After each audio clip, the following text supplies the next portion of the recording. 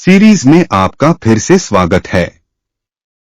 पिछली वीडियो में हमने सातों चक्रों के नाम और उनके 20 मंत्रों के बारे में जाना। आगामी वीडियोज में हम प्रत्येक चक्र के बारे में विस्तार से जानेंगे। आज की इस वीडियो में दी गई जानकारी मूलाधार चक्र के बारे में अधिक ज्ञान प्रदान करने का प्रयास है। मूलाधार चक्र में 4 पंखुड़ियां होती हैं। ऐसा कहा जाता है कि भगवान गणेश मूलाधार चक्र के देवता हैं। मूलाधार चक्र एक प्रमुख चक्र है जो हमारे शरीर के मूलभूत और आधारभूत तत्वों के साथ जुड़ा हुआ है। यह चक्र हमारी सामरिक, मानसिक और आध्यात्मिक गतिविधियों का मूल स्रोत है। यह स्थिति मूलाधार चक्र को विशेष बनाती है और इसे चक्र पद्म के रूप में भी जाना जाता है। यह चक्र मूल्य, सुरक्षा, समृद्धि, स्वास्थ्य और स्थिरता के साथ जुड़ा हुआ है। मूलाधार चक्र का संबंध भूमि और पृथ्वी तत्व से होता है। यह चक्र हमारे शरीर की मूलभूत ऊर्जा को धारण करता है और हमें पृथ्वी तत्व के साथ संबंधित करता है। मूलाधार चक्र के संबंध में 4 मूल तत्व होते हैं: पृथ्वी, जल, अग्नि, वायु।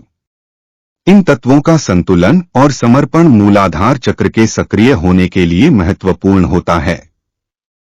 मूलाधार चक्र हमारे शरीर के निचले भाग में स्थित होता है, बीजाधार और रेक्टम के नीचे। यह शरीर के गुदा एवं आधारभूत अंगों से संबंधित होता है। मूलाधार चक्र को सक्रिय रखने के लिए प्राकृतिक और पृथ्वीय आहार को प्राथमिकता देनी चाहिए।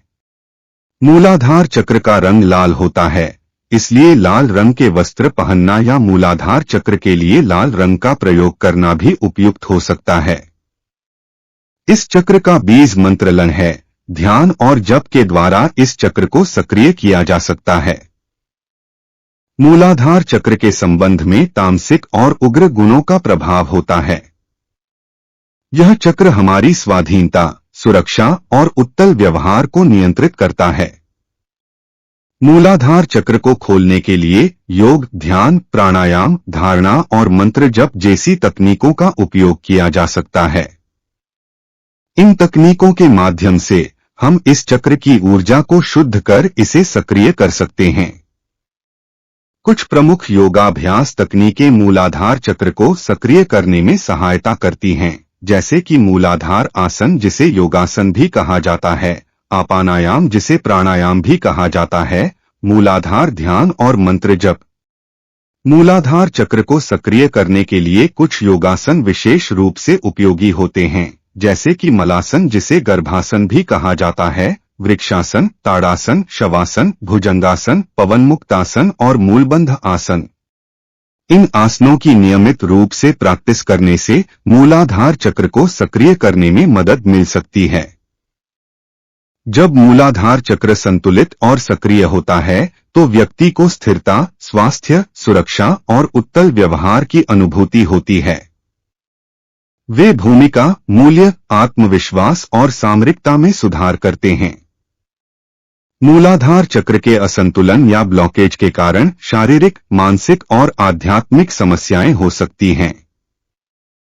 कुछ आम ब्लॉकेज के कारण भय, चिंता, अस्थायीता, धार्मिकता की कमी, अनुराग की कमी और निरंतर चिंतन हैं। जिन्होंने पहले कभी योगाभ्यास नहीं किया और न ही उससे संबंधित ज्ञान प्राप्त किया परंतु मूलाधार चक्र को सक्रिय करने की विस्तृत प्रक्रिया और तकनीकों के बारे में अधिक जानना चाहते हैं, तो उनके लिए योग गुरु, योगाचार्य या विशेषज्ञ के साथ संपर्क करना उचित होगा।